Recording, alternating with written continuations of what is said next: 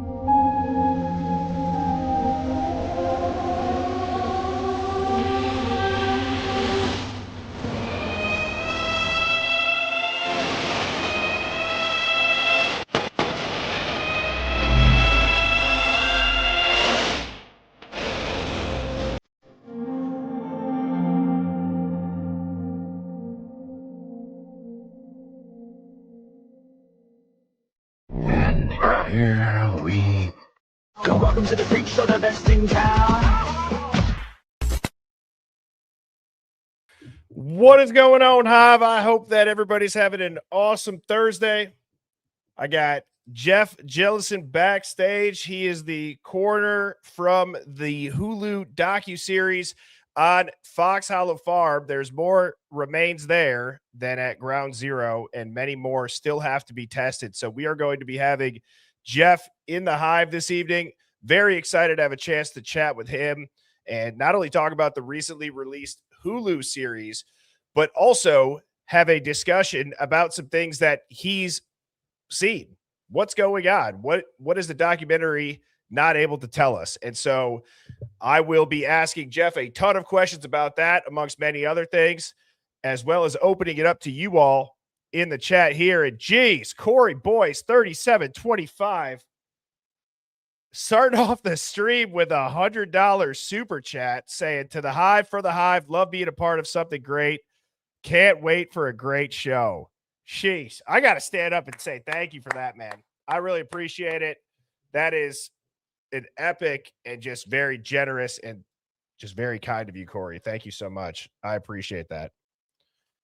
If this is your first time tuning in, I'm your host, Bertie. I go live weeknights at 7 p.m. Central. Welcome to the Hive Mind. We like to think past the headlines, things that people think are just set in stone and closed and solved, and maybe there's an answer for it. We like to make sure and question the things that everybody else just seems to nod along with and believe. So I'm going to quickly go ahead and say what's up to everybody. As you all file in, please go ahead, do all of the things, hit the like button, hit subscribe. Both of those are free to do and is the best way to support this channel and this stream. If you would like to support the stream financially and have access to the emojis during the live chat and have a loyalty badge next to your name, the mods will be dropping the Hive Plus link now. Thank you to everybody who does choose to support the stream financially. And I will also be doing a war room this Saturday around 10 a.m. or 11 a.m. Central. More to come on the exact time of that, but that will be where the chat is for the Hive Plus members only. Everybody can still watch. And Hive, I'm not going to keep him waiting any longer. I'm going to go ahead and I'm going to bring up Mr. Jeff Jellison. How are you doing, Jeff? I'm good, Bertie. How are you? I'm doing well. Thank you so much for such a quick turnaround being here this evening. And I was talking to you backstage. I said, I can only imagine how many emails or phone calls or texts or social media alerts that your office has gotten or you personally have gotten since not only the first season of Fox Hollow, but now the return to Fox Hollow. Yeah, it's, first of all, I got to say, great job to the guy that sent the $100. Isn't that awesome? I'm going to start my own podcast if that's the way that it works, So, thank you, Right. buddy. I appreciate you supporting Birdie like that. Yeah, so the very first documentary generated nearly 500 emails, phone calls, social media messages, text messages, with tips, leads, but also, it was really interesting. A good number of those people also were contacting me to volunteer to help with this investigation. I think they've seen, that the families, are really grieving in this case, and that we got so many unidentified remains. And it takes a large staff, of forensic experts to conduct an investigation like this. But yeah, after the first season 1 of the documentary, the first 4 episodes, it got really crazy for a little while, just being able to juggle, the people that were contacting us for whatever reasons that they had. Now that we have season 2 out, it started again. And I appreciate every one of those. And, we do our very best, because there is so many. We do our very best to answer those phone calls, emails, text messages, social media messages just as quickly as we can. But, if you are someone that's calling us, just be patient. We'll be back to you, because, every piece of information, I don't care what it is, every piece of information is a piece to that puzzle. And it may seem like an insignificant piece, but you don't know when it's going to fit 3 or 4 other pieces together. And that's why we so much rely on, the public's help in a case like this. Well, I just got to say, it's always encouraging, especially being in the true crime niche, to hear somebody like yourself and in your profession amongst law enforcement as well. You said you were also law enforcement. You were telling me backstage, as well as like your wife, your daughter, your nephew. Yeah, I mean, it's my stepson, my daughter, my wife's nephew. I'm former law enforcement. It's like I mentioned earlier, we're a family that bleeds blue. Yep. And we're very supportive of law enforcement, and my office is as well. And I've been critical of law enforcement in this case, but I think I've earned that opportunity to be that way. And hopefully too, some of the criticism might just, get them motivated a little bit more in this investigation. Well, and we will certainly come back to that. But what I'd like to do right now, just for people that maybe aren't familiar with the Fox Hollow docuseries or haven't ever heard of Fox Hollow Farm, I wanted to maybe give you a chance to just describe it how you see it, right? Not necessarily even just the series, but the background about Fox Hollow. Were you always, this is also just kind of a random question, were you always the coroner throughout that entire time, or were you a law enforcement officer in that area? No. Okay. No, so, Fox Hollow is an 18-acre estate located in Westfield, Indiana. In 1996, at that point, it was in unincorporated Hamilton County, Indiana. So it didn't fall under any city jurisdiction. It fell within the jurisdiction of the police department. But I had just recently left law enforcement, went into private business. I only lived at that time about 1.5 miles from Fox Hollow. So, I watched the news. I was familiar with it. Wasn't ever involved in the investigation. And here in Indiana, the coroner is an elected position, and we are term limited. So a coroner can only serve as the elected coroner for 8 years. So since Fox Hollow, since the warrant was served, there's been 2 coroners, actually 2.5 coroners that have served before me. So, I was familiar with it. I lived close to it. It wasn't really anything that I poked my nose into at the time. Yeah, and I have it pulled up here. This is just to give kind of an overhead view. Jeff, you said it was 18 acres. 18 acres. What you're seeing there in the picture that I'm looking at, you see a pretty wooded area, pretty dense wooded area. And then you also see some other homes. So in 1996, when law enforcement first discovered the 10,000 remains, none of those other homes were there. They've been built since, very recently, actually. So 18-acre estate that was really isolated and, kind of set back into a very dense woods. So back when this was going on, would it have almost been kind of like this outline from the highway over here to maybe one of these subdivision frontage roads? Yeah. So, I mean, it's set, it's about a mile and a half, mile and a half off of US 31, which is the highway that you're seeing there. And, there just wasn't other homes around there at that point. It was an estate. It sets, I don't know, maybe quarter of a mile, eighth of a mile back off the road. So it's not something that when people drove by, they were really looking at because you couldn't see much. Right. And the chat, the Hive is already reacting. 10,000 remains is even hard to imagine. UK, Kaylee, she's from over in the UK tuned in. She said, how many remains? 10,000. And you think of 18 acres and 10,000 remains. I mean, you could probably, like, it's kind of a morbid analogy. You could probably throw a dart and hit a human remain, it seems like, at that point. It's crazy. Yeah, you would think so. And let me kind of explain that 10,000 remains. Okay. That's 10,000 bone and bone fragments.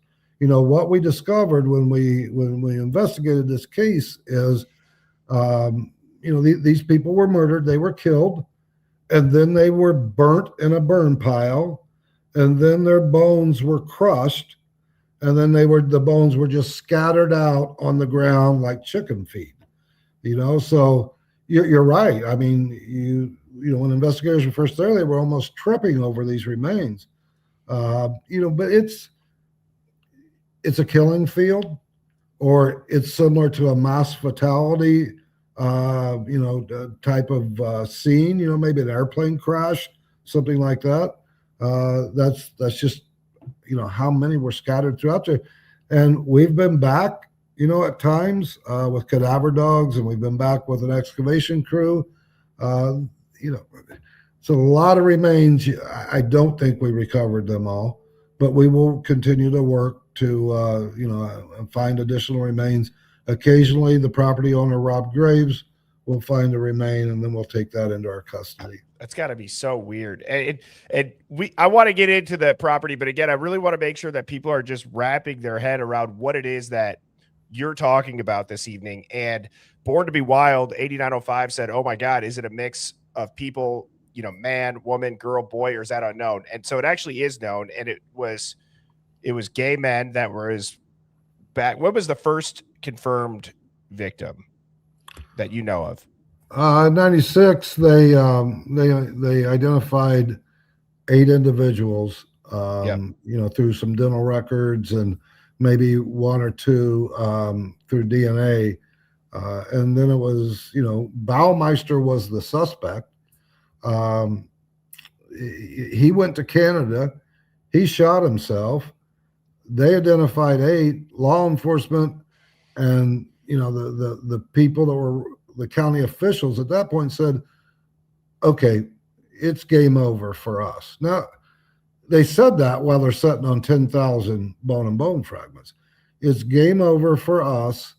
We're not going to pay for any more DNA testing. And then the families that have missing people really pushed back. And when they pushed back, what they were told was, okay, if you want to know if your loved one was a victim in this murder, in this serial killing, then you pay for the DNA. Now, I don't know where in this world any law enforcement agency would ask family members to shoulder the burden of the financial cost of DNA to identify a murder suspect. You don't do that. And, that really was the very first item of disrespect, to these families. Yeah, these were, Hamilton County, Indiana is a very conservative county. Certainly back in 1996, very conservative. These were 8 men that they identified from Indianapolis. They were all suspected to be gay. That just didn't fit into that Hamilton County mold. Suspects dead, 8 gay men from Indianapolis, game over. And they were essentially lured in or recruited into what people suspect to be Herb Baumeister's car. If you haven't seen the second episode, they're starting to float out alternative perpetrators as well. People have probably heard the name Mark Goodyear. And so they're at these bars typically, and then they're brought back to Fox Hollow. And one of the creepiest parts about the property, and I don't even know what other word to use other than creepy, is the pool and the mannequins. Right. So, when I went on that property, and it's believed that many of these men were murdered in the pool area. Yeah. And I don't doubt that. And how many men have been murdered on that property, we don't know yet. We're at 11 identified right now. We have 2 DNA profiles that we know are people, and they're working their way through our investigation to identify them. So, there are many, many men. And, in the first documentary, Mark Goodyear makes a statement that Herb Baumeister told him he killed 56 people. I don't doubt that, from what we have in evidence. I have no reason to doubt that. So a lot of people lost their lives there. And a lot of people were burnt and crushed and thrown out on the ground. That in and of itself causes the hair on the back of your neck to raise a little bit. But when I walked into that pool area, you could feel it. I mean, you could feel it. Do I believe that everybody that lost their life on that property died in the pool area? No. Herb Baumeister was 6'3", 180 pounds. All right. These remains were found 200 yards deep into a woods from the house. Herb wasn't a big, strong guy. He was for the most part a skinny dude. How did he get all those people out there? So when we started looking at the reports and the evidence of the case, we saw that law enforcement recovered handcuffs in the woods, shotgun shells in the woods. So, I really believe some of these men were led out there and, met their demise that way. I don't think that it all happened in the pool area.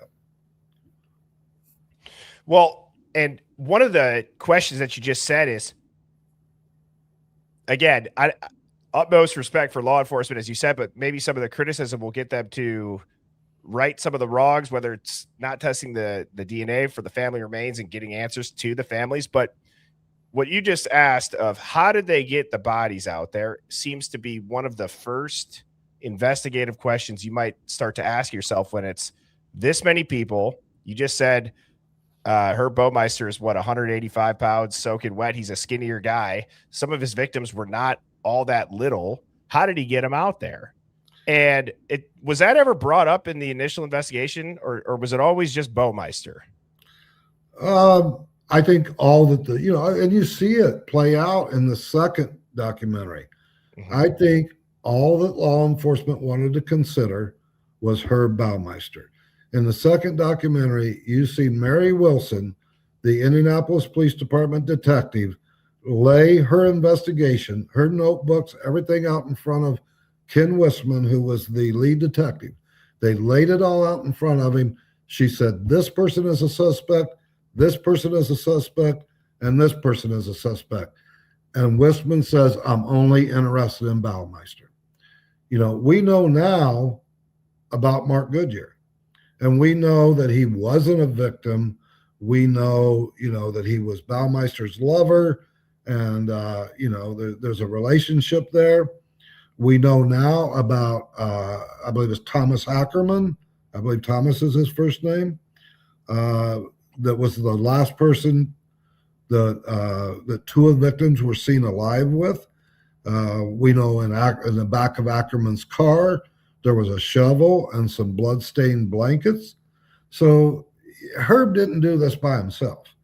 And, I think that if law enforcement is continuing to look at this case seriously, they need to look at a little broader picture. And I hope that they are, because I know we are at the coroner's office. it just wasn't all Herb all the time. It seems very illogical to think that it would have only been Herb too. I want to go back to something that you said though about the lead detective, and then it was the chief of police, right? The lead detective for the sheriff's department. Yep. So the lead detective, guys, just to picture this. This is a bird's eye view into what would be an interrogation room. It almost looks like, where somebody would be questioning. Yeah. And the way that this is shown in the docuseries, if you watch it, kind of a spoiler alert, because it's a rather huge bombshell. You have somebody making out with these subtitles what they're saying. It's almost as if they forgot this camera is recording them. And you hear the guy say, "No, I just want Baumeister. I just want Herb." Right. That is crazy. Yeah, I mean, it is to me. But, there's some other crazy pieces to this investigation as well, that if you watch the second documentary, you'll see too. And it involves the very same detective. And, I want to say something. I was in law enforcement at that time, just shortly before the discovery of the remains. And, I was on a city police department in Hamilton County. So I knew these sheriff's detectives. We worked together before. I really thought they were better than that. And, I just don't understand, because I thought these guys were better than that. But, if you followed this case, you probably have a different opinion. And another thing that I was asking you backstage is, this is officially now a reopened investigation. Yes. Okay. When you filmed the first series, was it open? Was it an open investigation? It was then. Okay. Yeah, I reopened the investigation in 2022. That's right. So, and when I reopened the investigation into identifying the remains, I brought into that the FBI, the Indianapolis Police Department, and the Indiana State Police. So, fresh eyes began looking at everything in 2022. Yeah. And I want to give you a chance to explain what it is that motivated you to do that in the first place, and why it was so important for you to have this case reopened and have these remains examined. I had initially received a Facebook message from Eric Pranger, and he asked me to contact him. He was on Facebook asking me to give him a call. I called him and I said, how can I help you? And he said, Jeff, my cousin is Alan Livingston. And we as a family believe Alan was a victim at Fox Hollow Farm. So, and he continued to tell me that Alan's mother had terminal cancer. And he said, is there any way that you could take a look at this and maybe give Alan's mom some closure? Well, I don't care who you are. You can't say no to that, I didn't know what had been done. I was actually the chief deputy in the coroner's office at that time. I had not been elected coroner until January 1, 2023. So I didn't know what had been done. I told Eric I'd get back to him, talked to some of the previous coroners and law enforcement, and I found out nothing. I mean, everybody walked away from the case. So I said, we can't do that, and reopened the investigation. And the first big thing I had to find out was, where are these remains at? And I found out they were at the University of Indianapolis. And, I almost fell out of my chair when Dr. Latham with the University of Indianapolis told me that, they were holding 10,000 bone and bone fragments. And I just remember thinking to myself, what the hell did I just get myself into, And then I very quickly put myself in check and said, by statute, it's the coroner's job, and sometimes you get the bear and sometimes the bear gets you. And we got to go to work, and we've got to identify these remains. And my whole law enforcement career, I was never a detective. I was a uniformed guy handling a police dog, chasing bad guys and putting them in jail. You know, so and I wasn't a detective. I didn't know how to work missing person cases. You know, I didn't have training in that. And I knew nothing about DNA. You know, when I reopened this investigation, I knew enough that it's used to identify people. So very quickly, I said, I got to put together a team. Mm-hmm. And I want the best players on my team. The Indiana State Police is a very, very well-respected DNA lab. Got them on board. You know, I have the University of Indianapolis and their archaeology department on board. You know, I get the FBI in my office. And, you know, I assembled this team. And I said, okay, here's our objective. Get these people off of a shelf and to a final resting place. The only way we can do that is to identify them. And then our second objective is to give these families some closure, because these remains are people, you know, and you have to approach it that way. Mm-hmm. That's what causes me to be so passionate about this investigation, is these are people, and I want to give them their name back. Oh man, that just gave me chills. That's so well said, and I think everybody can feel the passion and the intensity coming through the screen as you say that. When you're investigating this, right? It obviously it looks one way on the docuseries. It sounds one way to us right now, but when you're on site at Fox Hollow, what's going through your head? So you show up, you get out of your van or your truck, and what are you looking for in today's kind of age where now we know there's a lot of remains still there? Are you still actively on the scene, or what does that look like? We return to the scene when needed. So if the homeowner finds a remain or whatever on the property, you know, we're there. Back in October, we were there doing an excavation where two cadaver dogs had both indicated on the same spot. So when we have a need, we go back. And we'll continue to go back because the need is there. I'm not convinced that we've recovered everything. But, you know, what did I do when I got out my first time? Mm-hmm. Is I wanted to understand it. You know, and I think if you're going to run an investigation, you got to try to get a picture of what happened in your head. So really, you know, the first, I won't say few minutes, it was longer than that. The first bit of my time there was just walking around going, how could this happen? Mm-hmm. And, you know, I had an FBI agent with me, and before I could even say it, she looked at me and she said, how does one man get all of these people 200 yards?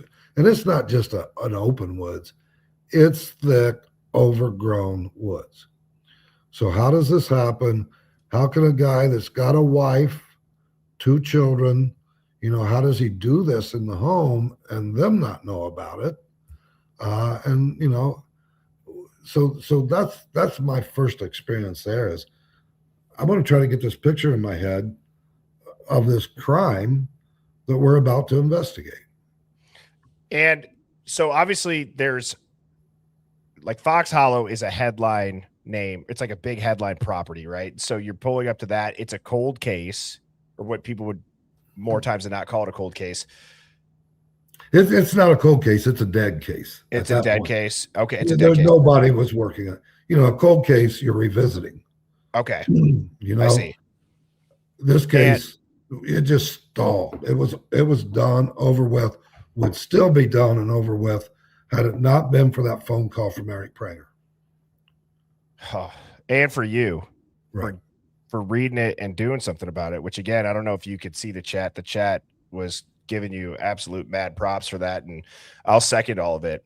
You know, as you're saying this about it just being a case that people have moved on from, I don't know if you're able to describe it or if you'd even be comfortable saying it, but when you're at the Indiana police station and the people that used to work this case, is there still some sort of energy about, like, does that feel like a stain on their reputation? Is it one of those things where maybe they didn't look into it for so long because nobody wanted to be that guy to reopen what was a botched investigation or something that was just swept under the rug?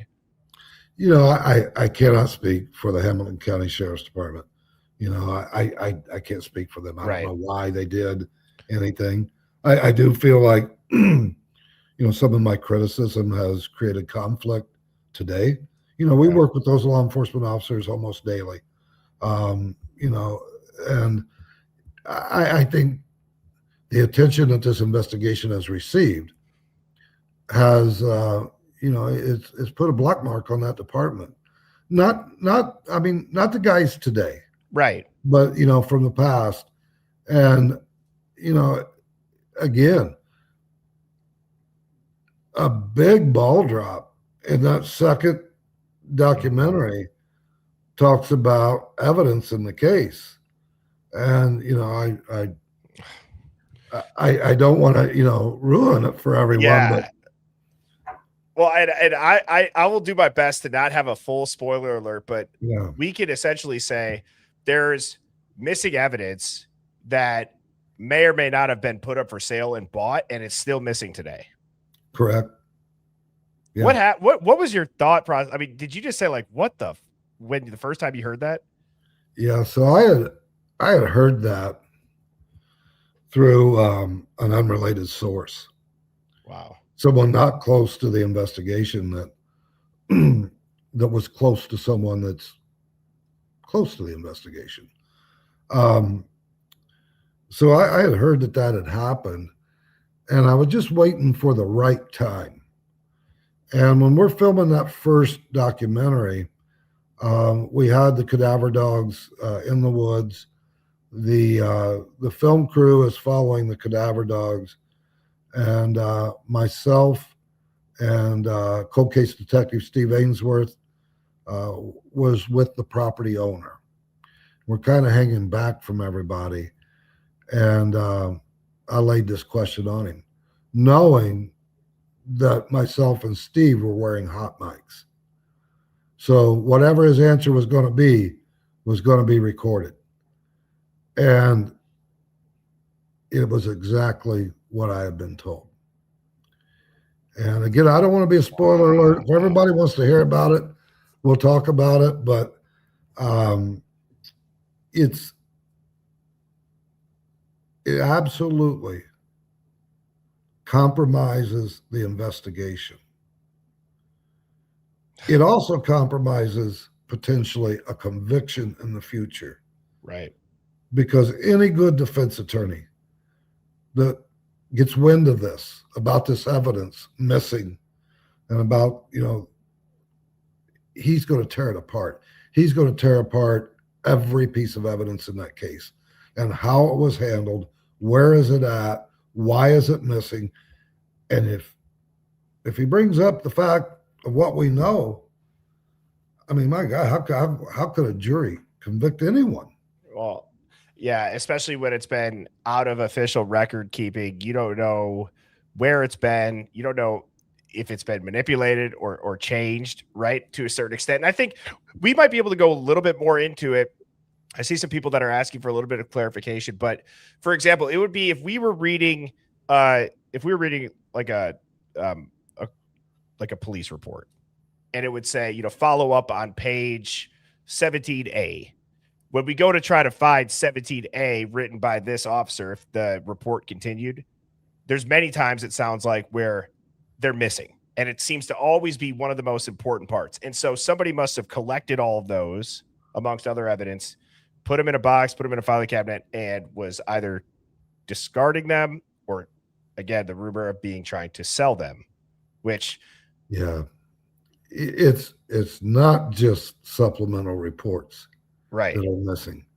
You know, it's Herb Baumeister's suicide note. That is crazy. It's photographs. It's potentially the firearm that Herb Baumeister used to kill himself. No one knows where that gun is at now. It's not in evidence and nobody can find it. Nobody can find the suicide note. And if you watch the second part of the documentary, you'll know exactly what happened. Yeah. Well, for sure. And again, I think that I always have had my suspicions. So I'm going to kind of go maybe a little bit more on the speculative side within reason about Herb Baumeister and crossing the Canadian border, right? So he leaves the country, and isn't he identified via a photograph of his fingerprints by his brother that just said, yep, that's him. And now you add that in with the gun missing and the suicide note missing, potentially sold. It just seems a little bit strange given the fact that he had a family and a wife, and he essentially fled. So does that ever raise your eyebrows about that? Or well, I mean, there's a lot that raises my eyebrows about Baumeister's suicide. The very first thing that raised my eyebrows about that was the gunshot entrance wound was to the forehead. Only about 6% of gunshot suicides have entrance wounds in the forehead. All right. I seen pictures. Was it a contact wound? Yes, it was. No doubt in my mind. Wow. But very small percentage of gunshot suicides, are to the forehead. That was the first red flag. Second red flag about his suicide was the Canadian authorities had found him in that park where he killed himself the night before. And they described him having a box of videotapes in the back of his car. When he was found dead, those videotapes are gone. One of the theories to this case, and a very strong theory, is that Herb was producing snuff films. And the concern was, and Goodyear even talks about it, that they were filming the killing of people, and that Herb took those tapes with him, and all of a sudden now they're gone when he's dead. The other thing is the entire liner to the trunk of his car had been removed. So the carpet in the trunk had been removed. There's a lot going on right there. Herb's suicide in Canada, that's not under my jurisdiction. And, I don't know. I wasn't there. But here's the interesting thing to this, and that I would like for everyone to stop and think about. It's June 1996. Police are on the Fox Hollow property conducting an excavation, recovering human remains. Baumeister takes his son to his lake house in northern Indiana. The wife gets concerned about her son's safety. So she and her attorney talk the police in to going to the lake house and getting the son and bringing him back to safety. Now, I don't know about you, but if the police were in my backyard digging up bones, I don't think I'd be allowed to even leave town. No. Much less leave state, much less travel to Canada. The police went up there. They knew what they were recovering. They went up, got the son, and said, "See you later, Herb." They left him at the lake house too? Left him there. No surveillance. I mean, that's what we do. That's what cops do is, okay, we got a guy, we're recovered a whole bunch of dead bodies on his property. We're going to, we may not have enough to arrest him yet. Maybe a judge hasn't signed a search warrant. Yep. So what we're going to do is we're going to sit here and we're going to watch this guy. And if he takes off, we're going to follow him. That wasn't done. I was under the impression, for whatever reason, that when they got to the lake house, they had his son, but that Herb was gone already. I didn't know that Herb stayed there. Jeez. Herb was there. Yeah. He didn't leave until after the police got his son. Man. And so you had brought up the wife. I mean, I know that in the second season, you guys will see some piece of evidence that I thought was actually genius of whoever the detective was that grabbed the screen recording of the Oprah Winfrey show of an answer that Mrs. Baumeister had given on Oprah about some sort of final details of the case, or do you believe that it's closed? And she paused and gives this relatively strange look and says, I don't know if everything's out yet. And I'm paraphrasing, but whoever had the wherewithal to grab that and put in evidence, I thought to myself, that was genius. That was Indianapolis Police Department. That went into their evidence. Yeah, you know that I watched that last night when I was watching the documentary. You know, they asked her, do you believe that your husband committed these crimes? And I may be paraphrasing in the way that they said it. And she said, I don't think all the information is out there yet. To me, that's a yes or no answer. Yeah. You know? And I think she was avoiding answering the question by with the answer that she gave. And so obviously they only played that short little clip of it. So were you watching the full episode of that Oprah rerun or no? Oh, okay. I've not seen that. I do remember when Detective Wissman and Julie Baumeister were on Oprah. I mean, I remember that the airing of that, but I've never seen the entire interview. I would be so curious to see like what Oprah's reaction was. Like, did she dive into it or press her even more? But yeah, it is a yes or no answer, you would think.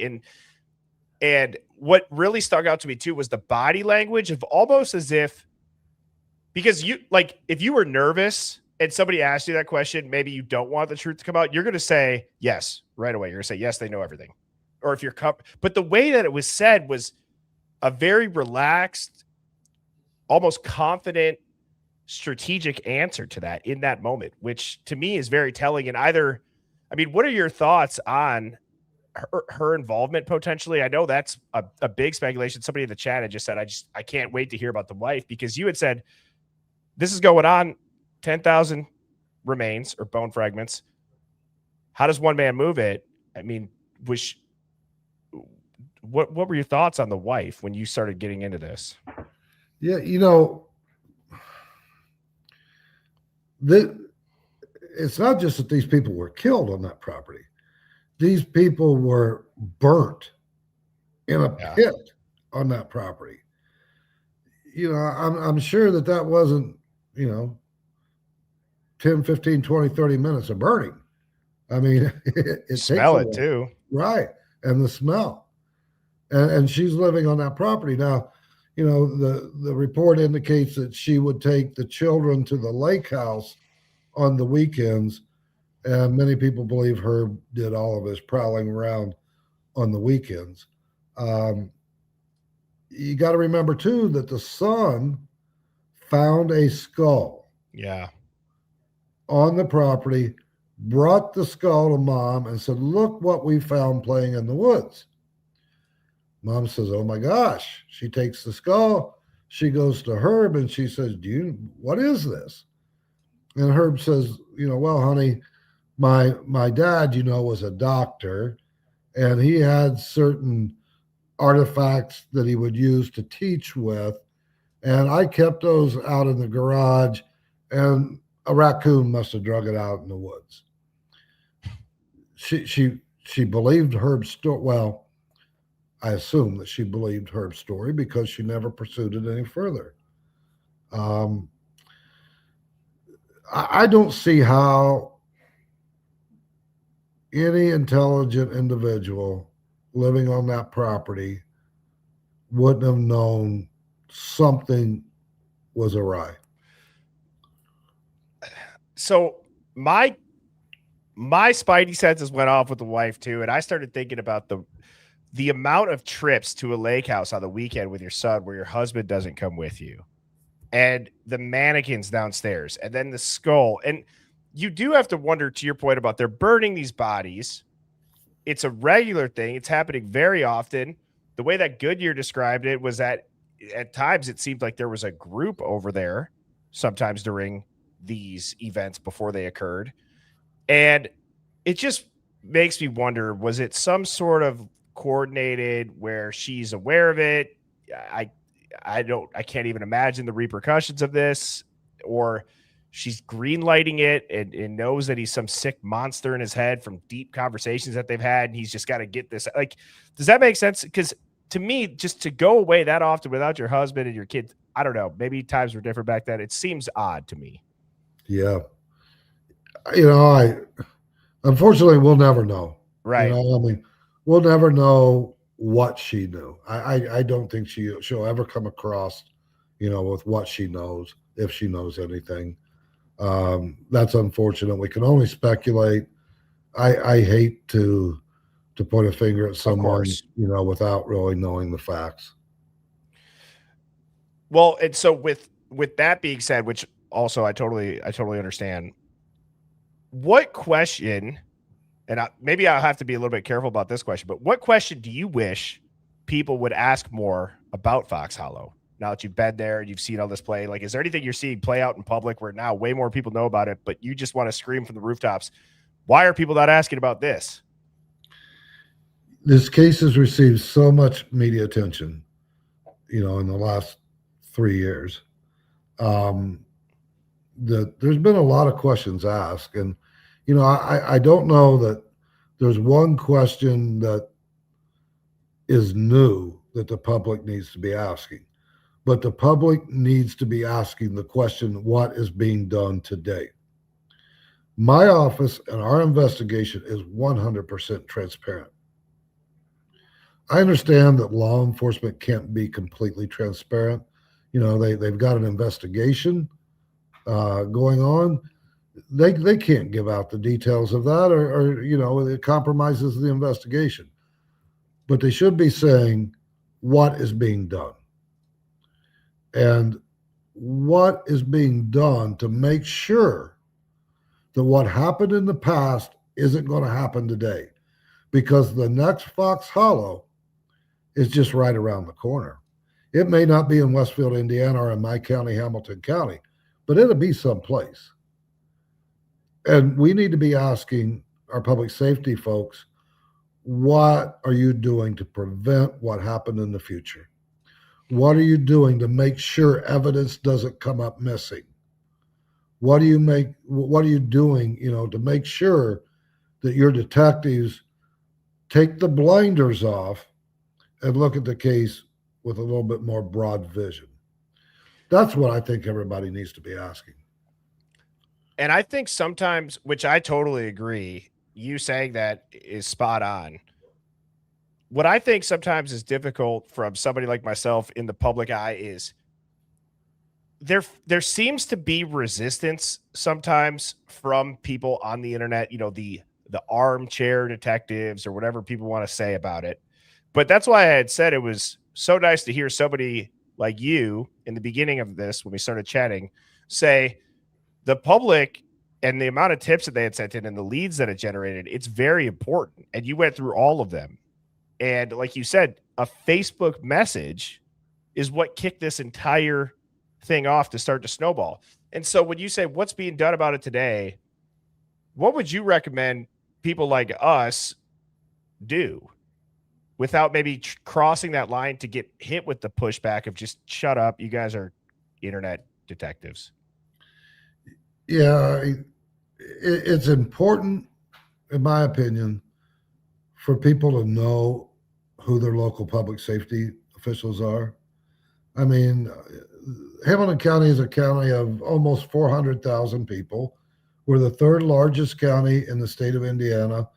And I bet you 2/3 of the people, and maybe more than that, couldn't even tell you who the elected sheriff is. Couldn't even tell you who Jeff Jellison is. So I say, become active in your community.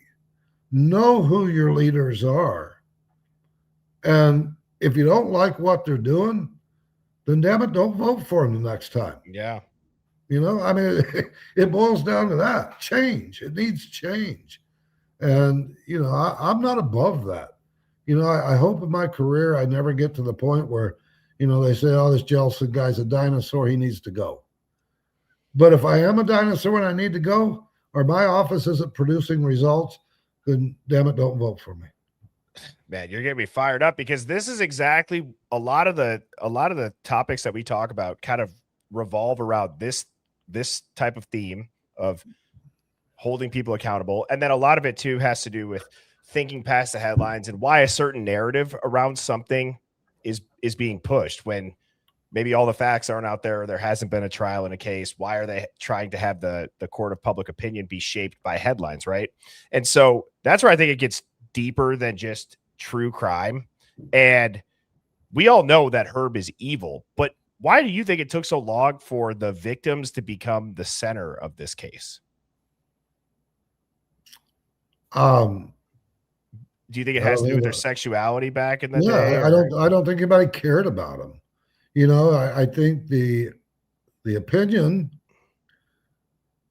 in the 90s when the investigation first kicked off was 8 gay men from Indianapolis. All right. Indianapolis isn't in Hamilton County. These are gay men. That lifestyle probably wasn't I know it wasn't well accepted in the 90s in Hamilton County. Right. So suspect is dead. And you know, that suspect is dead thing is the reason why not many people have heard about Fox Hollow. Yeah. You know, I have commonly said Herb Baumeister could be as prolific as Dahmer or Gacy or whoever else out there. But because police never had a bad guy to walk into a courtroom, it didn't get any media attention, and nobody knew about the case. So, you know, but I say this in the documentary. Dahmer and Gacy couldn't carry Baumeister's shovel. Yeah, that was powerful. That's how bad this guy was. And so to that point about him being dead, and so maybe that's why they were like, "Hey, he's dead. What are we gonna do?" Right? There's less of a emphasis on investigating it. Do you think that might be why there was such a push to just have it be one person? Yeah. Easy out. Yeah. And what do you think would have happened if Herb would have died before they found the remains? You ever thought about that? Would anybody know about it today? Yeah, you know, I mean, there were so many missing gay men in Indianapolis. It was a priority investigation by the Indianapolis Police Department was what's happening to these gay men. So, you know, would the investigation have ever led them to Fox Hollow? I don't know, because, you know, one of the big things that broke the case was, you know, I think a witness saw one of the guys that died getting in a car, and they were able to trace the license plate eventually to the address at Fox Hollow. I don't know what would have happened if he died. What I'd like to know is what would have happened if he'd have stayed alive. Yeah. You know, I'd love to set that dude down today and talk to him in prison.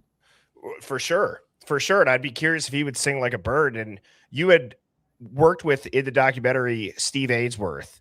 And what, again, is Steve Ainsworth background? He's now a private investigator, but he was ex-FBI, or what was his background? Steve Ainsworth was a detective for the Boulder County Sheriff's Department, Boulder County, Colorado.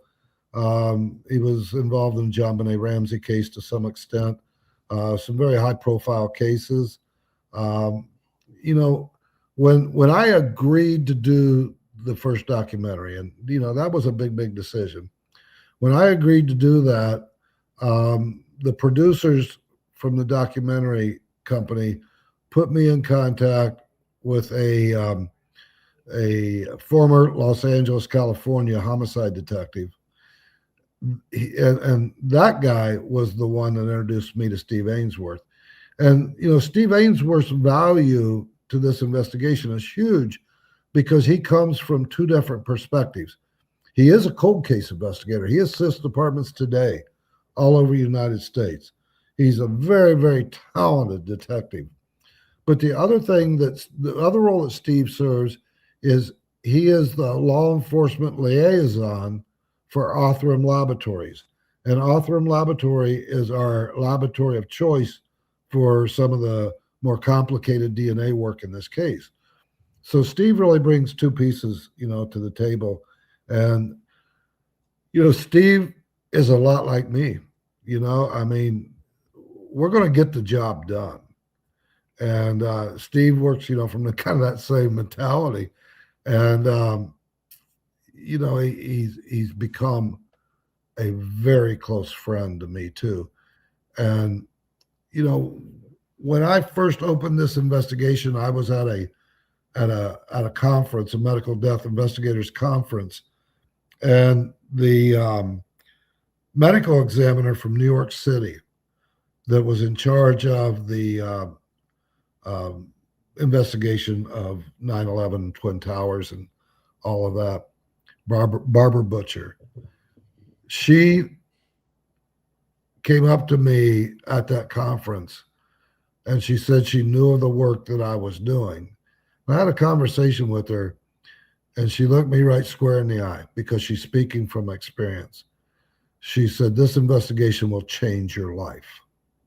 And I think it has to some extent. And that's the third role that Steve Ainsworth serves with me, is he's talked me off of that ledge many times and just, kind of got me back on track.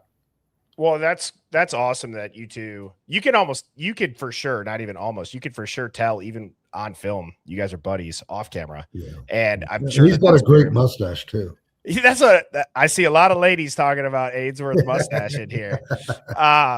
Which, shameless plug, if Ainsworth ever would be willing to come on the stream, I would be thrilled to talk to him as well, just about his career, not necessarily just this case, but all of it. And you had brought up Othram Labs. So Othram Labs, they do the IgG a lot of times with cold cases. We've recently seen it used in the Idaho 4 case with Brian Koberger, where it's not necessarily as much of a cold case, if at all. But you were at CrimeCon talking this year about Fox Hollow. And so you were saying, kind of getting talked off the ledge.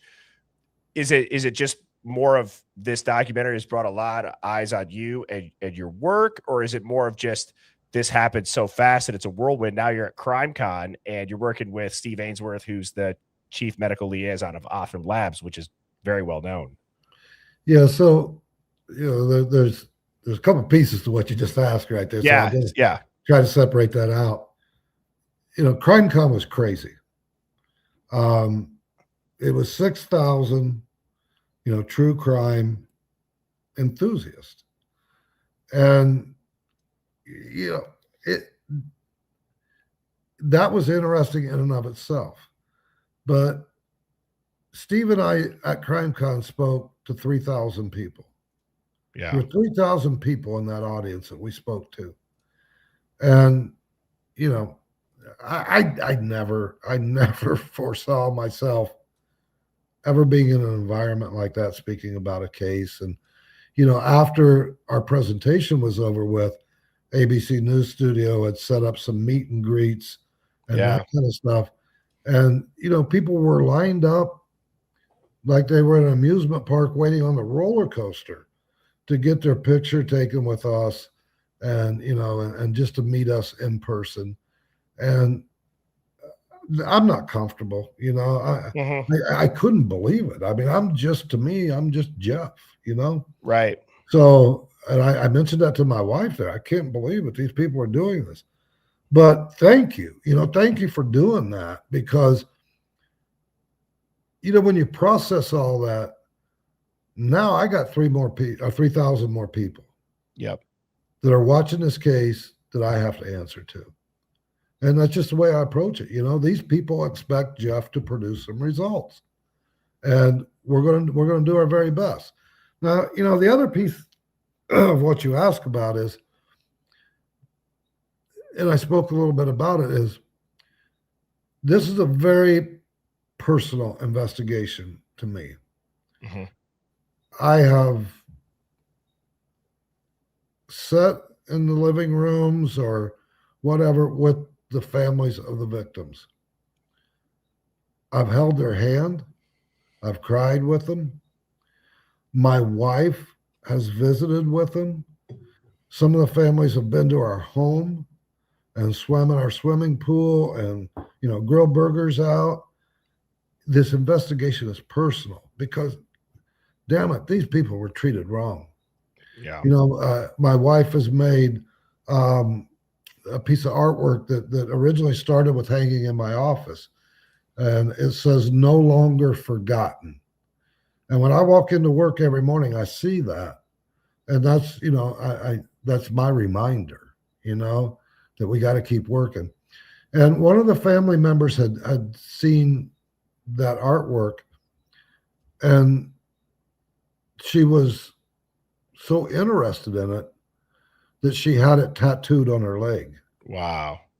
So I think my wife Monique recognized what it would mean to be able to provide these families of the victims with identical artwork that hangs in my office. And so she's done that. She's visited with the families, and she's just this wonderful, compassionate person. And so she is as equally involved in this investigation, just from a different avenue. It's amazing to hear you say that, and I can imagine that it's extremely powerful when you walk into your office now, seeing the effect that that's had on what used to be random strangers' lives, and now it's permanently on their skin. Same thing with what you were saying, talking in front of 3,000 people, and then you said you would have never imagined people lining up to have your picture taken with you. And I would say, I hope that at some point you kind of slowed down and you said, people are doing this because I'm doing a great job. I am an honest person. I want the truth. And I think that when you give off that type of energy, especially in this genre of the true crime or the cold case, people are drawn to that. And so I would guess, and even just what I'm experiencing and what I'm sure a lot of people in here are experiencing right now listening to you, people are drawn to that because you want to see people do good. You want to see people go out of their way to help others. And specifically surrounding crimes, not just crimes that happen today, but when they're in the past, it is so hard to get people to give a shit about them. And you've done a great job at doing that with this case. And it's not just me, it's my staff. I think because we do, we're investigating death every day. Right. And every day there's a new family that's grieving. Every day, the most traumatic thing that those family members have ever gone through. It happens every day. We see it every day. I want to. Oh, sorry, Jeff. Yeah, go ahead. and it's so if my guys and girls that work in my office are good, and they're damn good at what they do, but one of their talents that I am most proud of is their compassion. It's their willingness to guide families. It's because, when somebody's going through a traumatic situation, they don't know what they need. And I say that respectfully. Right. They don't know what we do, because we do it every day and we deal with these families every day. So it's not just the Fox Hollow case. We really make a huge effort to make sure. We got a saying in this office, it goes with Fox Hollow and it goes with every case that we're working today. We're not done with you until you're done with us. If you need something, we're going to be there. Yeah. And when you had one of the more emotional and sad parts of that second episode is when that girl was under the impression that her dad just left milk and diapers on her porch and left her. And she was trying to find her dad, and her dad, when she met him, was in a cremation box because her dad was a victim. So, it's exactly the documentary played it exactly the way that it went down. Our genealogist, we had a DNA profile that, didn't match in CODIS. So we go to Othram. They do, some additional DNA work. Then the genealogists get a hold of that for a few months. And they come to me and they said, this is the most likely person from building the family trees and exploring the DNA profile. This is the most likely person. And but we've got to confirm that. We can't just say, okay. Excuse me. So my guys went to work. They said, okay, Jeff, he's got a mother, he's got a brother, and he's got a father. And we're sorry to tell you, all three of them are dead. That's right. And I thought, man, how in the world are we going to get DNA, a family reference sample to confirm this? And then my people went back to work, and one of them came to me and they said, hey, mom died in a neighboring county, and she died of a drug overdose. Well, when we investigate deaths, a lot of times, especially in cases of autopsy, we'll take some blood and we'll put it on a card. It's a specific card for it, just a little drop of blood, and we'll use that in case somebody ever has a need for DNA testing. So we contacted the coroner's office in that county. They said, yeah, we got a bloodstain card. We did it. It matched, so we know who this guy is. And then all of a sudden, one of my people came forward and said, I just found his daughter. So I called the daughter, and she's several states away. She's in North Carolina. And I introduced myself, told her who I was, and told her that we had identified her father's remains. And she told me, she said, I hadn't seen my dad since he was a year and a half, or since I was a year and a half old. I often wondered, and this lady's, in her late 20s, probably now. And she said, I haven't seen him since I was a year and a half old. And all of a sudden he was gone.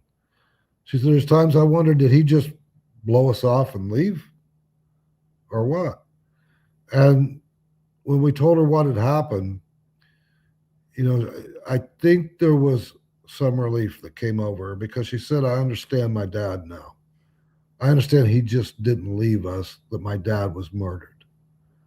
And, there's a big part of this second episode or the second season, on this young lady. And I think the thing that really tugged at my heart, because I was sitting there when she said it while they were filming her. Yeah. And I saw it on the documentary. She's holding her dad's cremains in her hand. And she said, I'm holding my dad. I wish he was holding me. Man. Damn. And that's rough. yeah, I don't even know what to say to that, because like what you just said, they captured it perfectly. Yeah. Which is great for us as the viewers to understand also just the significance of finding people and how much it means to them. Filming that documentary, I think, was outside of this young lady's comfort zone. And she did such a good job of telling her story and talking about her father and showing her true emotions. While my wife and I was watching the documentary last night, I texted this young lady and I said, great job. And I'm so proud of you. Yeah. And I am proud of her, because, she's now, no one ever heals from losing their dad. No one heals from that. There's never final closure. But she's got her answers, and she's on that path, that healing path. Yeah, there was a lot of people that were in the chat that were just saying similar things of, it's impossible to have closure if you don't know what happened. Your brain probably drives you insane thinking of the what ifs. That's why I'm so passionate about this case, is to provide these folks, these family members, with some answers. And today, my wife and I had just finished dinner. And I got a text message from one of the family members who saw the documentary. And she said, because the second season, this recent episode, kind of took a little bit of a turn. where the focus was entirely on Baumeister and maybe Goodyear, to now there's another person, so it took a little bit of a turn. And this family member, the sister of one of the victims, texted me, and she said, will we ever know what happened? She's this lady, she is a cheerleader for this investigation. She is always standing by my side in this investigation. And she still just doesn't have that darn answer, that piece that she needs. Will we ever know what truly happened? And, I think I don't, and my answer to her was, I don't know. And, if I find out, you're going to be the first one I call. Yeah. Well, that's got to be, it's probably an interesting position to be in, because I'm sure that many times you're the one providing answers and helping people reconcile with the truth of what happened. And when you don't have one, and you also have to say, I don't know. I mean, I'm sure you can almost see it in people's eyes or hear it in their voice. When you tell them that, they're expecting you, the person of authority, if that's what you want to say, right? The figure that's supposed to be providing the answers in this time. When they say they don't know, well, then it's like, what the hell? Are we ever going to know? And that's a good transition into what I wanted to bring up with Goodyear and potentially this Ackerman guy. It's an ongoing investigation, but Goodyear's the only one alive. So to make this full circle of, are we ever going to know what's going to happen? Or are we ever going to find out what's happening? Jesus, I can't talk. Are we ever going to find out what happened? Well, if everybody's dead, then the window's closing. Yeah. You're spot on. What you just said is you're spot on. The thing about Mark Goodyear is he says it in the documentary, in the first documentary. He says, the only thing we know about this case has come from him. Yep. That might have been true for a little while, but it's not true any longer. I know so much more about this case that didn't come from him. And, I've had that conversation with Mark. And I've had conversations with Mark where he's, just going off telling these stories and everything like that. And I'll ask him a question that I know the answer to, just to kind of gauge him. And he'll come across with something untruthful. And, so the last conversation I had with him, I said, Mark, I don't have time for your lies. If you want to sit down and talk to me and tell me the truth, then, buddy, I'll stand right beside you through the whole process. But if you're going to waste my time with stories and lies, I have no interest in you. Have you ever questioned, and maybe not to put you on the spot, but have you ever questioned the motive for the reasoning as to why he answers the questions the way that he does? Because I know, like Angela, one of the producers, or whose ever voice is on there, you can almost hear them in their own way, one way or another, say he seems to like the attention and it's almost theatrical at times, which I agree with. I mean, it seems that way. I mean, does that signal guilt to you? Does that signal just 15 minutes in the limelight? What do you think it is? Oh, I think there's a lot of things. Mark really tries to control the narrative and the conversation, when he's interviewed. Mark does like that limelight. Mark does embellish a lot of stuff and, throw some theatrics in there. But when you catch him off guard, and if you know anything about body language, it's very easy to read, and not only that, just some of the answers he gave in that, in the first 4 episodes, when they were talking to him and they had a witness statement, a police report, witness statement. And this guy says he saw Mark Goodyear hold a man in the backyard of Fox Hollow that Mark held this guy while Herb shot him. Yep. So the director in the first documentary is interviewing Mark, and he reads them this statement about Mark allegedly holding this man. And he asked Mark to respond. Now, if somebody asked me the question, did I hold a man while someone else shot him? That's a yes or no. Right. It's a yes or no. Mark's response was, what year was this? No, That's I just didn't hold him. ridiculous. He didn't say, no, I didn't hold some dude, whether he's telling the truth or lying, you know? Or was there multiple response was, times? what year? Well, how many times did you hold guys over the course of years, you know? Why do you even know what year it was? Did you hold a dude? Was somebody shot him in the back of the head or not? And the fact that he doesn't show up, I thought again, there's like the gut instinct. I was telling you backstage, I said, my wife and I, when we were watching this, we call her Mrs. Birdie. Her name's Aubrey. She said, she called it. She goes, he's not going to show up for this interview. And he bailed. And could you refresh my memory? And if you want to comment on that first, feel free. But can you refresh my memory? How did Rob Graves and Mark Goodyear? So Rob Graves is the current owner of the property of Fox Hollow. Did they meet just because simply Rob had bought the property, or how did that work? Do you know? I've got that same question, you know, and it's not a question that I've ever asked to Rob Graves, the current property owner, because again, I don't think that has too much of an impact on identifying a human remain. And that's where my focus is. But they do know each other.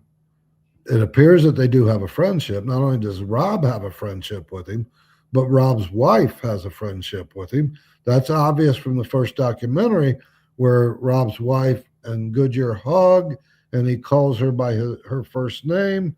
That there's something there. Well, I mean, I know I've seen the I don't know, I even know what you call it, but where you transition the photograph from Graves to I sent you that. You did. You did. I sent you that. Here's the emails from that.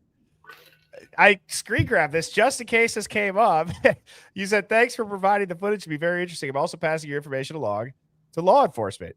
And that, do you know, oddly enough, on TikTok, that is the most viewed Fox Hollow TikTok that I've ever done. And I've done it probably 5 or 6 of them that have all gone like viral or whatever. But that one by far, because to me, I started thinking to myself, and again, this is all allegedly. I hope that goes without being said, but there was things that just you had talked about. How do they know each other? And I thought to myself, well, it's a little bit strange that this guy's calling Goodyear a hero. I think was the exact verbatim quote.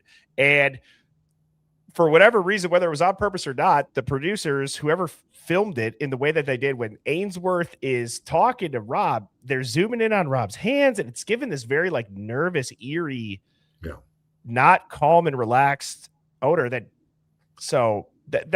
kind of what led me to go down that path. But oddly enough, that's how I ended up technically talking with you on the phone a year ago. Well, you know, in the second documentary, you know, the documentary crew is at Fox Hollow Farm. They're waiting on Goodyear to show up. He's not showing up. So the director asked Rob Graves, well, would you call him?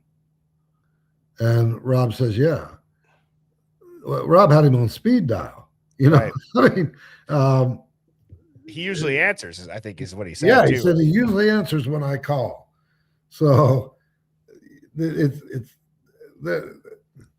Rob Graves, the owner of the property, is, for me to put it very respectfully, a historian of the case. Why his friendship with Mark, I don't know. Maybe it's, you know, he can get information from him and he can use him as part of his ghost tours that he conducts out there, and, you know, and that kind of thing. And people will pay a little extra if Mark Goodyear's there. And I don't know. You know, I mean, they're both very interesting individuals.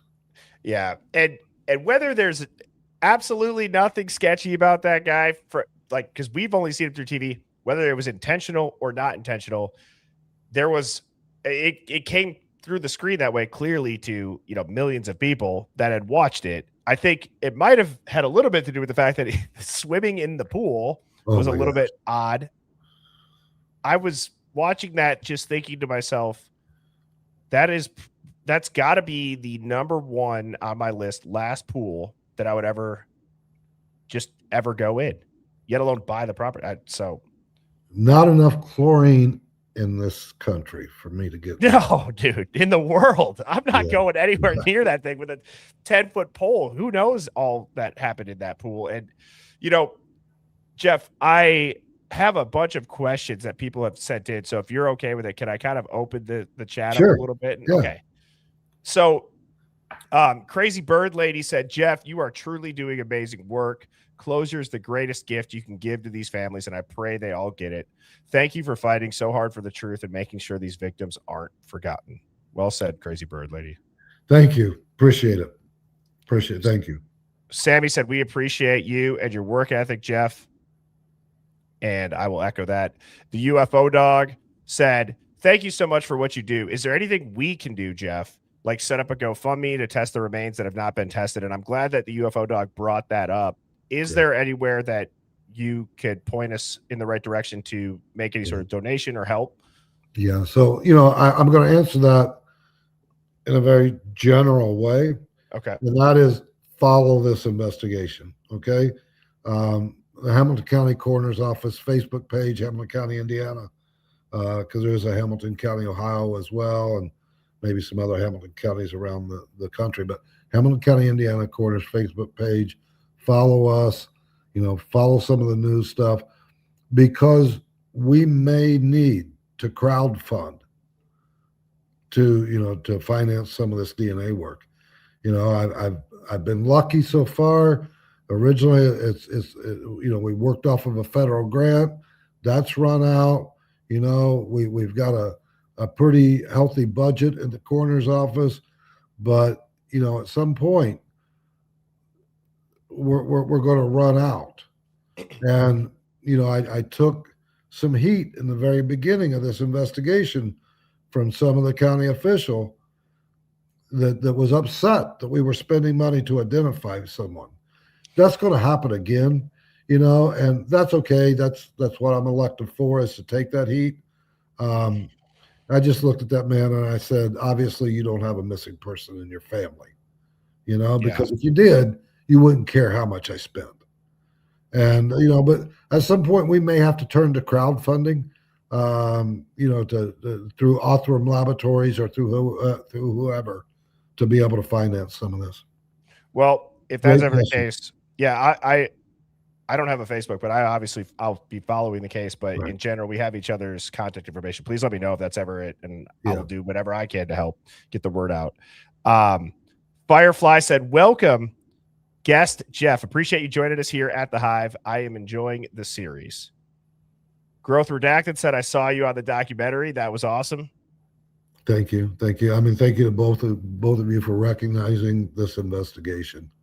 The True Crime Barbie said, hey, Birdie, it's my birthday, and I'm so happy to spend it with you in the Hive. Well, happy birthday to the True Crime Barbie. That's awesome. Happy birthday. Thank you for being here. Thank you for being here. And I saved this question. I saw this come in a little bit earlier. This is a theory that I have that I've also had, as far as just how big does this potential group or ring or whatever get, right? And Susie Leah said, what are your thoughts on Herb being tied to the I-70 killer? Just something I've always heard. Yeah, we do know that Herb Baumeister would travel from Indianapolis to Dayton, Ohio, or wherever over in Ohio that they found these other bodies. And my office is commonly in contact with Ohio authorities sharing information. I think that we are in agreement that Herb Baumeister is, the number one suspect in that. For many years, we were told that we did not have Herb Baumeister's DNA because Ohio, they were able to identify their victims. They were found intact. They weren't decomposed too awfully bad. They wasn't reduced to just remains. So their efforts in identifying those people, were easier than what we're dealing with unidentified remains. So I say that for the reason that, the killer's DNA, there's something called touch DNA. The killer's DNA may be on that victim or on that victim's clothing. So they looked at, hey, do we have Herb's DNA? And no one could find it. I don't think we had it. The autopsy was done up in Canada, and they may not have gotten anything from there. And then I was told the other day that we have Herb's DNA. So I think that they will go in and look at their investigation and see what objects that they might have that could potentially contain touch DNA, and see if they can, kind of wrap that up. Speaking of like the whole DNA thing, one of the questions that I would started to ask you before when we were referring to the girl who had lost her father, thought that her father walked out. One of the questions that I had is, when you run into a situation, you get a hit back from, let's say, Othram, but it could really be any IGG place, right? Right. When you get that, they say it's likely to be this person. What does your team go out and do to confirm that, right? Because you had said you can't just run with that, because it's a likelihood ratio that they send you. How do you go out and like confirm that then? Yeah. So, if we've got a name, then we're going to start going to the public databases that we have available to us, or informational databases that we have in law enforcement, to start checking to see if there's next of kin, siblings, parents, that kind of stuff. We'll look at birth records to see who the mother was.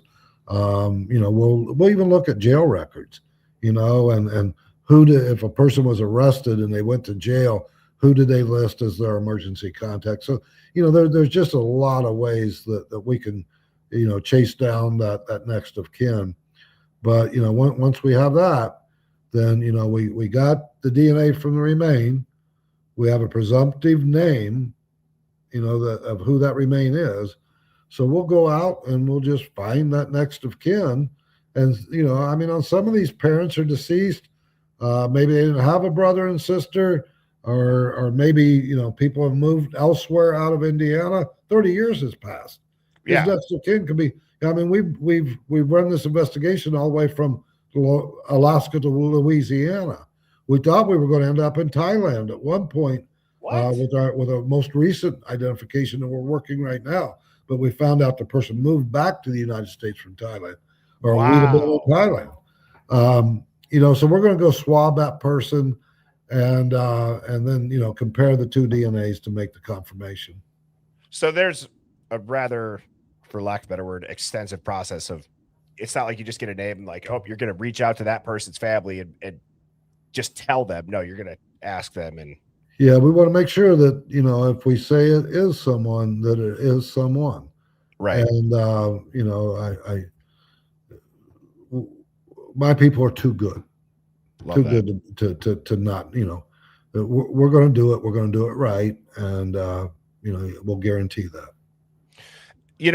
Just with the whole IGG thing and that technology, it was the Golden State Killer that I think Othram had their come up on, and now they obviously had the Idaho 4. They're doing the job at Ramsey. They're helping you out. So they have this technology. I actually went back and I found an old news clip. I don't know if you've ever seen this. It is like an infrared camera that is circling Fox Hollow Farm property. And I wanted to just show this to show people kind of what it is that they were working with back in the day. And then I wanted to get your thoughts, Jeff, on some of the cool or new technology that maybe you've seen used to try to find remains. And so I'll let this play here quickly. There's no sound on it because I didn't want to get a copyright, but you can see the footage. It's about 45 seconds. And so it says Inframetrics at the top. This is from April 16th, 1996. Have you ever seen this footage? I have not. This is interesting. Yeah, I went scouring. You can see that they're looking at some of the animals. They're flipping through whatever shades of infrared light. There's the house. Yeah.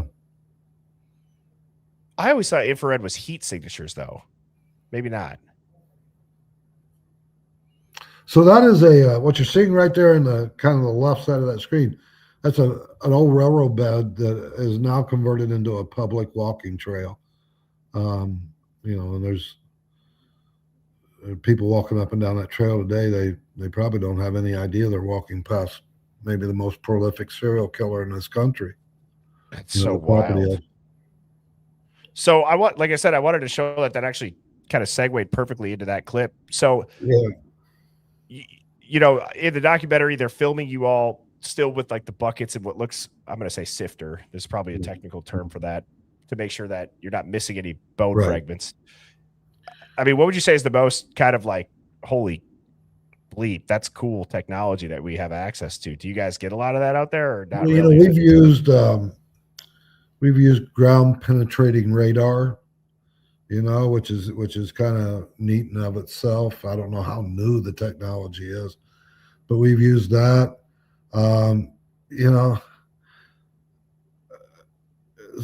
Probably, we've used cadaver dogs. I mean, that's not new technology, right?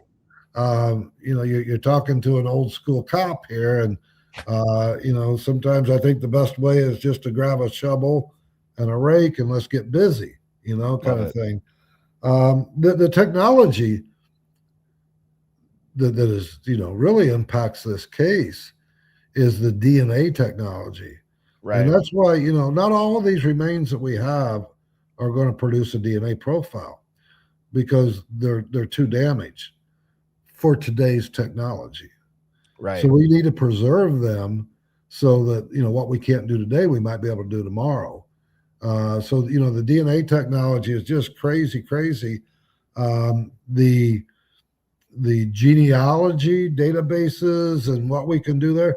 I mean, right now we are working on a DNA profile. We developed a DNA profile from a remain. It was entered into CODIS, and CODIS is kind of like a national database. There were no matches there. So we gave it to Othram. Othram did some extensive DNA work on it. And then it went to a group of genetic genealogists that work with our office. They had it for 7 months. They had this DNA case for 7 months. They had to work the case backwards, the DNA profile backwards into the 1700s and build 3,000 family trees forward to get to this guy's name. And are they showing you like the whole chain of custody of all the steps that they had to take to get that? Yeah. It's these people are I mean, they're just crazy talented, and even with this case, it was such a challenging case. We knew who the father was. We were able to get up to the father on DNA, but the father's deceased. The father had been married 4 times, and he did have a son that was still alive. So we talked to the son, which would be, I guess, a half brother to our victim. But the son described his father as a serial fornicator, so we had to find the mom to get to a birth record or whatever to be able to prove who we had. We even did DNA phenotyping, so, yeah, and that is crazy stuff right there.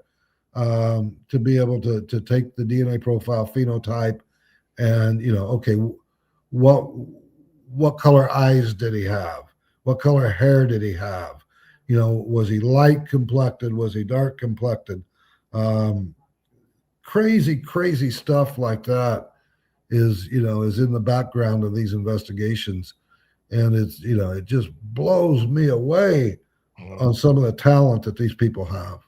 Well, I think it's really cool that for this case, they're showing you exactly how they built it, right? Yeah. So, I mean, I can only imagine it's probably a binder going back to the 1700s and whatever it is. And so 3,000 family trees, yeah. I mean, I'd be curious too, just to kind of see what one of those would look like, if that's ever like publicly available where we could find it, or if it's, I don't know if that's like that wouldn't be like a HIPAA thing, would it? I don't know. I don't think so, but I don't think that we're going to release that. I see. Out of some, I think we also have to be, kind of cognizant of family members, Sure. and, not that you would do anything wrong with that Right. information, but there are people out there in this world that would. Right. And Right. it's unfortunate. So we have to kind of protect that. So it's not going to leave our office, and I doubt that the genealogist will share it with anyone. Yeah. And I wonder too, if where I was kind of going with that whole AI thing too, is I know Othram with the genealogy, and then kind of on the other side of the spectrum with just the artificial intelligence and some of the stuff that they can do, it probably is just as crazy. But Jeff, Yeah. I wanted to make sure that I get a couple more questions in, and I want to be respectful of your time. So growth redacted, it's at 13 bodies, I believe, and there was a couple others about what is the official count of victims that have been identified and then also found at this point? Yeah, 11 identified. 2 DNA profiles right now working their way through the investigation. So we know we have 2 more people. And we still have 9,800 pieces of remains yet to go. If you had to guess, if you feel comfortable with speculating, how many bodies you think different people are out there?